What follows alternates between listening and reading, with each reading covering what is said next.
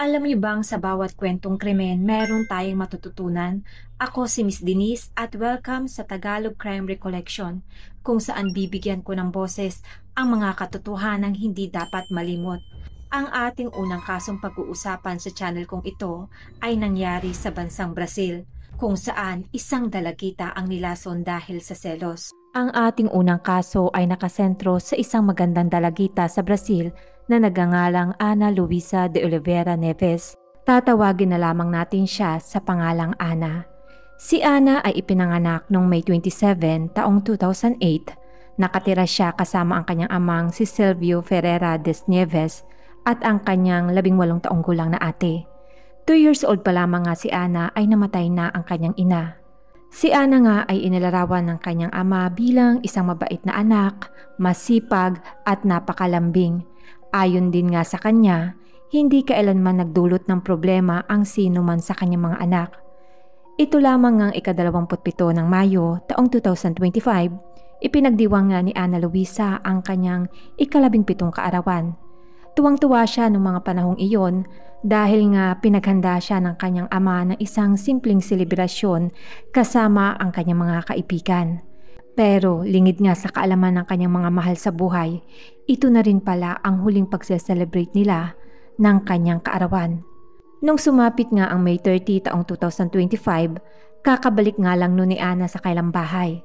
Maya-maya lang, kinausap nga siya ng kanyang ate at sinabi sa kanya na may iniwan raw na cake ang isang delivery rider sa labas ng pintuan nila.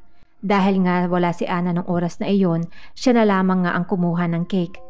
Nang marinig nga ito ni Ana, agad niya nga chinek ang cake. Dito nga nakita niya ang isang note. May nakalagay nga ditong mensahe para sa pinakamagandang babae na nakita ko. Pero wala namang nakalagay na pangalan ng sender at hindi rin naman nakalagay dito ang pangalan ng receiver. Pero dahil nga katatapos lamang ng kaarawan ni Ana Luisa noong mga panahong iyon, inisip nga lang kanyang ate na para yun sa kanyang kapatid na si Ana. Para nga din kay Ana hindi naman din siya nagduda sa cake na iyon dahil inisip niya noong mga time na iyon baka sorpresa lang nga ito ng kanyang mga kaibigan. Hindi na rin nga siya masyado pa nag-isip dahil yung nasabing cake ay binili rin sa isang kilalang lokal na bake shop sa kailang lugar na nagngangalang Menina Trofa. Sa halip nga na magduda, masayang-masaya nga si Ana na pinicturan niya ang cake kasama na nasabing note. Nag-record din nga siya ng kanyang voice message para sa kanyang mga kaibigan. Binasa niya pa nga yung note at tinanong ang mga kaibigan kung sino nga ang nagpadala ng cake dahil nais niya nga raw itong pasalamatan ng personal. Pagkatapos nga nun, sinend niya yung nasabing voice message sa kailang group chat. Pero lahat naman ng kanyang kaibigan ay nagsabing hindi sila ang nagpadala nito. Pero imbis nga na magduda, naisip naman ni Ana, baka galing ito sa aking secret admirer. So ang ginawa niya ay in-enjoy niya na lamang nakainin ang nasabing cake. Nang gabi din ngang iyon, naroon din sa kailang bahay ang isa niyang kaibigan para sa isang sleepover. Maya-maya lang, nakaramdam na nga si Ana ng pananakit ng kanyang tiyan. Wala pa ngang isang oras matapos niyang kainin ang nasabing cake. Nung una, bahagyang sakit lamang ang kanya naramdaman. Pero habang tumatagal ay mas lalo nang lumalala ang nararamdaman niyang sakit. Nang makita nga ng kanyang kaibigan ang kanyang mga sintomas, agad din nga itong nag-alala. Napagsabihan niya pa nga si Ana na dapat ay hindi nito kinain ang cake, lalo't hindi niya naman alam kung kanino nga talaga nanggaling iyon. Dumating na rin nga ang oras na hindi na nga talaga nakayanan pa ni Ana Luisa ang pananakit ng kanyang tiyan. Paulit-ulit na rin nga siya nagsusuka at nagtatai, dahilan upang manghina na yung katawan niya. So ang ginawa ng kanyang pamilya ay agad na nga nilang dinala si Ana sa isang pribadong ospital. Ang buong pamilya nga ni Ana ay labis na nag-alala dahil hindi sila makapaniwala nang dahil lamang sa cake na kinain niya ay malalagay pala siya sa ganong sitwasyon. Mabilis nga siyang sinuri ng mga doktor at dito nga nalaman nila na siya ay na food poisoning. Agad nga siyang nilagyan ng IV fluid at sinailalim din sa gamutan. Sa kabutihang palad, ay unti-unti naman bumuti ang kalagayan niya matapos nga ilang oras na mag-stay sa ospital. Nawala na rin nga ang kanyang panghihina, kaya't pinayuhan na nga ng doktor ang pamilya ni Ana na pwede na nga siyang ma-discharge. So pagsapit ng May 31 ay umuwi na nga sila sa kailang bahay. Naging maayos naman ang pakiramdam ni Ana ng mga oras na iyon. Pinagpatuloy nga nila ng kanyang kaibigan ang kailang sleepover at inaasahan niya nga na matapos niya lamang makapagpahinga sa gabing iyon ay babalik na nga sa normal ang kanyang pakiramdam kinabukasan. Pero kinabukasan na magising si Ana, bumalik na naman ang sama na kanyang pakiramdam. Muli na namang nanakit ang kanyang tiyan hanggang sa sumapit na ika-4 ng hapon, kung saan hinimatay na nga si Ana sa loob ng kanilang banyo. Nagulat nga ang kanyang kaibigan na makita ito sa banyo. Agad niya ngang tinawag ang ama ni Ana. Sobra ito nagulat at nagpanik at mabilis niya ngang kinarga ang kanyang anak upang dalhin muli sa parehong ospital. Pero sa kasamaang palad, huli na nga ang lahat dahil sa cardiorespiratory arrest. Bago pa man nga sila makarating sa ospital ay binawian na nga ng buhay si Ana. Ayon nga sa mga doktor, sinubukan naman daw nilang gawin ang lahat ng kailang makakaya upang buhayin lamang ang dalagita.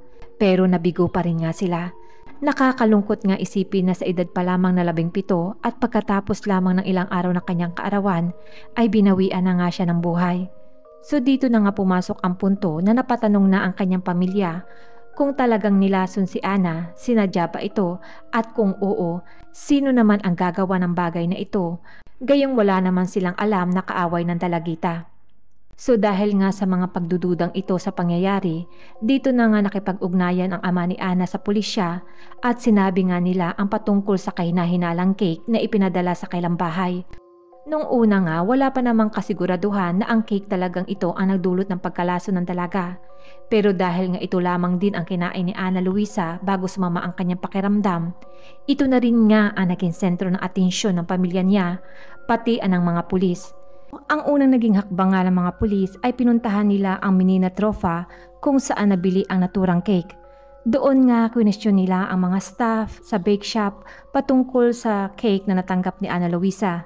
Maayos naman sila nakipagtulungan sa mga pulis pero wala pa rin nga silang ideya patungkol sa nangyaring insidente dahil wala naman daw ibang nagreklamo sa gawa nilang cake nung araw na iyon.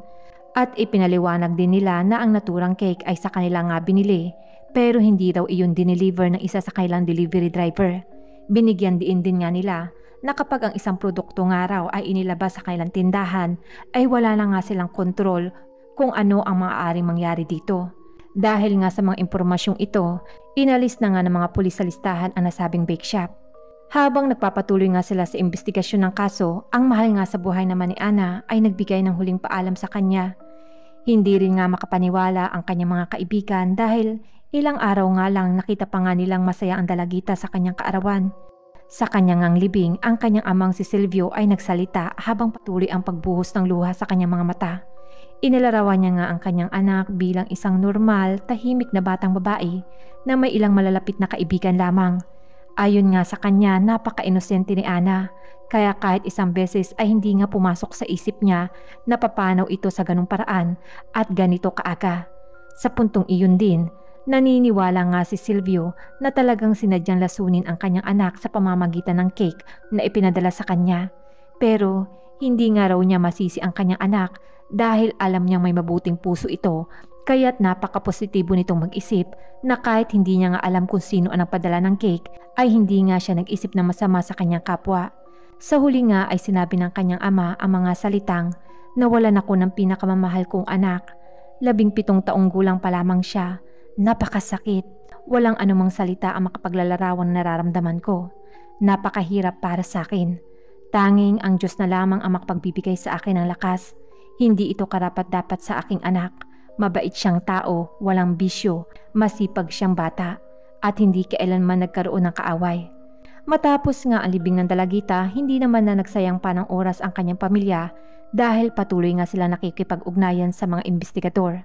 Ang tanging nasa puso at isip nila noon ay kailangan ngang mahuli sa lalong madaling panahon ang taong gumawa nito sa mahal nila sa buhay. Sa punto ring ito, ang ginawa nga ng pulisya ay hanapin ang delivery driver na nag-iwan ng cake sa bahay nila Ana. Nang matagpuan nga nila ang plaka ng motorsiklo, pinatrace nga nila ito sa courier at mabilis nga nilang nahanap ang rider. Matapos nga interviewin ang driver, dito naman napagtanto ng mga pulis na wala nga itong kinalaman sa krimen. Hindi siya ang bumili ng cake at hindi niya rin nga raw ito binuksan bago niya ito i-deliver. Samantala, nakakuha naman ng mahalagang impormasyon ang mga pulis sa nasabing driver. Ayon nga sa kanya, pumunta siya sa isang address upang kunin lamang ang cake. Pagkatapos ay ibinigay lamang sa kanya ang address ni Ana Luisa para doon nga i-deliver ang nasabing cake.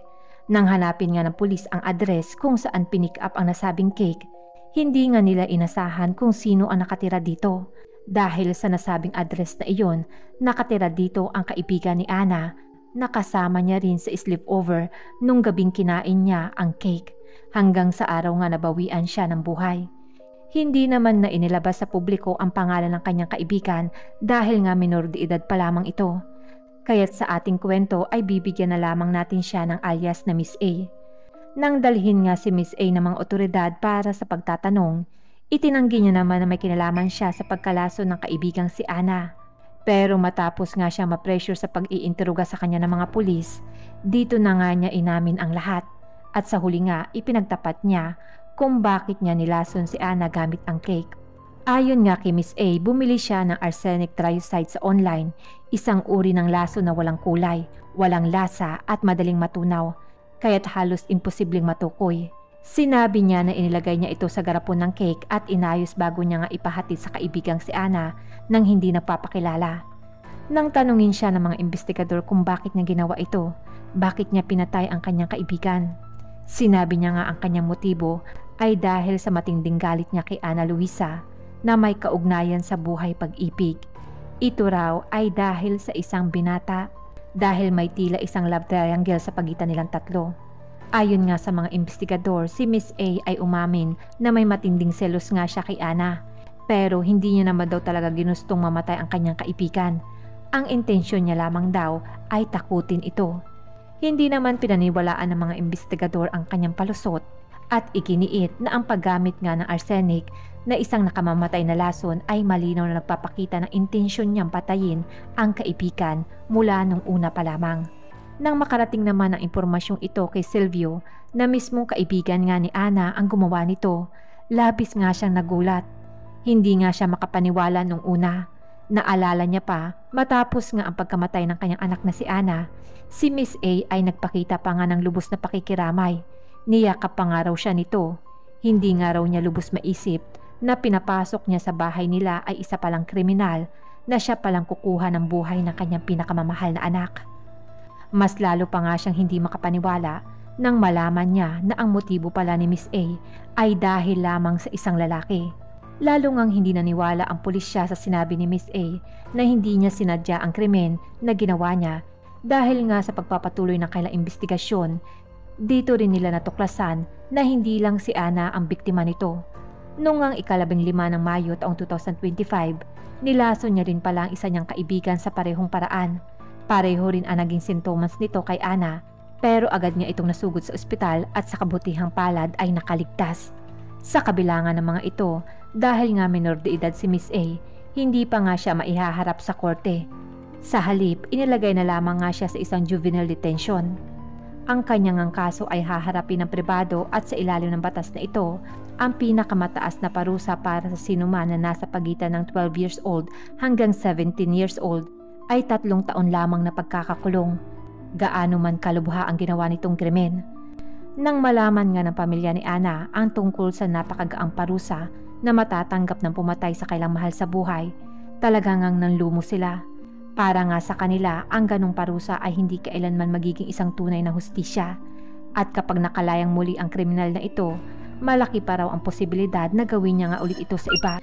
Ang nangyari kay Ana Luisa ay isang malungkot na paalala. Ang panganib ay maaaring manggaling sa mga taong pinagkakatiwalaan natin. Ipinakita sa kanyang kwento kung paanong nasira ang kanyang buhay dahil sa isang taong inakala niya ay kanyang kaibigan. Sa kaso nga ni Ana Luisa, ang pumatay sa kanya ay minor de edad, kaya 3 taon lang ang pinakamataas na parusa. Para nga sa kanyang pamilya, ito ay hindi makatarungan. Para ba sa'yo, dapat bang baguhin ang batas para parusahan ng mas mabigat ang mga batang nagkasala na malulubhang krimen? O dapat ba silang bigyan ng pangalawang pagkakataon? I-share niyo po ang inyong opinion sa comment section. Maraming salamat sa panunood. Ito po si Miss Denise at see you in my next video.